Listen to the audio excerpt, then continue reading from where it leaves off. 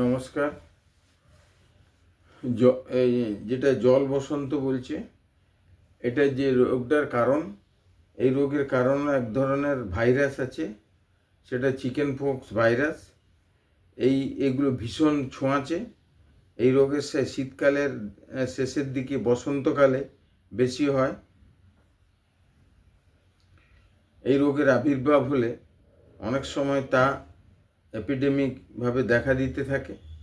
এই রোগে খুব মারাত্মক নয়, তবে এটা যে কষ্টদায়ক রোগ তাতে কোনো সন্দেহ নেই। লক্ষণ অনুযায়ী চিকেন পক্সকে দুটো ভাগে ভাগ করা যায়। তাহলে একটা সিম্পল টাইপ, অল্প জ্বর হলে গায়ে গুটি বের হয়, তবে এটা খুব বেশি বের হয় না। জ্বর অল্প হয় ও গুটি বেরিয়ে গেলে জ্বর ছেড়ে যায় এবং জ্বর 98 থেকে 100 ডিগ্রি হয়। গুটি বের হবার সময় শুকোব হয়, আগে আবার একটু জ্বর আসতে পারে। 2 নম্বর অ্যাকিউট টাইপ, এটা বেশি কষ্টদায়ক এবং এতে নানান লক্ষণ প্রকাশ পায়। যেটা হচ্ছে জ্বরে 102 থেকে 104 ডিগ্রি হয়, রোগী প্রলাপ বকতে পারে বা আচ্ছন্নর মতো হয়ে পড়ে। জ্বরের সঙ্গে সঙ্গে হাত পা, গা, কোমর ভীষণ ব্যথা হতে থাকে, কষ্ট হয়। জ্বর আসার সময় কম্প হয় এবং জ্বর সহজে ছাড়তে চায় না। 2 থেকে 1 দিন পরে সারা গায়ে জল বসন্ত বের হয়। এগুলো আসল গুটি বসন্তের থেকেও বড় হয়। এগুলো সূক্ষ্ম অগ্রভাগযুক্ত থাকে। গুটি বের হলে জ্বর কমে যায়। অনেক সময় শুকোবার আগে জ্বর আবার বৃদ্ধি পায় ও রোগী কষ্ট পায়। গুটিগুলোতে প্রথমে জল জমে, তারপরে আবার শুকিয়ে আসে। গুটি গলে গেলে তাতে ঘা ও খুব ব্যথা হয়। যা ঘা না হয় সেদিকে অবশ্য দৃষ্টি রাখা কর্তব্য। অনেক সময় বুকের কমপ্লিকেশন দেখা যায়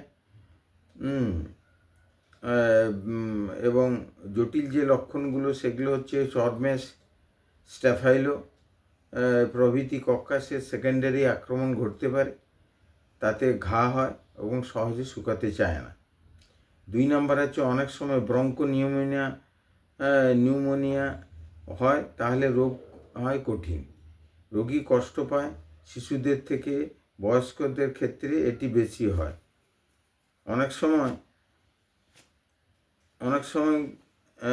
সময় এই ভাইরাস ব্রেনকে আক্রমণ করে এবং এনকেফ্যালাইটিস ঘটাতে পারে।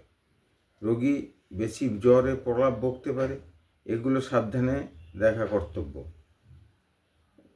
গুটি বসন্ত, জল বসন্ত দুটো কিন্তু আলাদা এবং এর আনুষঙ্গিক যে ব্যবস্থাগুলো করতে হবে, যে রোগীকে পৃথক ঘরে মশারির মধ্যে শুইয়ে রাখা কর্তব্য, যাতে রোগ অন্যত্র না ছড়ায়।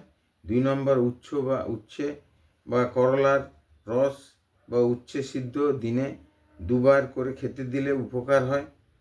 3 নম্বর রোগীর পোশাকাদি বা বিছানাপত্র পৃথক ও পরিচ্ছন্ন রাখা অবশ্য কর্তব্য। 4 নম্বর গুটি ঠিকমতো বের না হলে দেহের সর্বত্র স্পঞ্জ করতে হবে, তাতে গুটি সব বের হয়। 5 নম্বর রোগী যাতে গা, হাত, পা না চুলকায়, গুটি না গলিয়ে ফেলে, সেদিকে নজর রাখা খুবই কর্তব্য। 6 নম্বর সাগু, বার্লি, হরলিক্স, দুধ, গ্লুকোজ মেন পথ্য, হাইড্রোপ্রোটিন বা প্রোটিনেক্স দেওয়া খুব ভালো। গুটি শুকিয়ে গেলে মাছ, ডিম, ছানা প্রভৃতি প্রোটিন জাতীয় খাদ্য খেতে দিতে হবে। 7 নম্বর রোগীর ঘর নিয়মিত ফিনাইল, ব্লিচিং পাউডার বা লাইজল প্রভৃতি জীবাণুনাশক ঔষধ দিয়ে জীবাণুমুক্ত করা অবশ্যম্ভাবী কর্তব্য। এইভাবে এই সমস্ত রোগের প্রিকশন নেওয়া দরকার।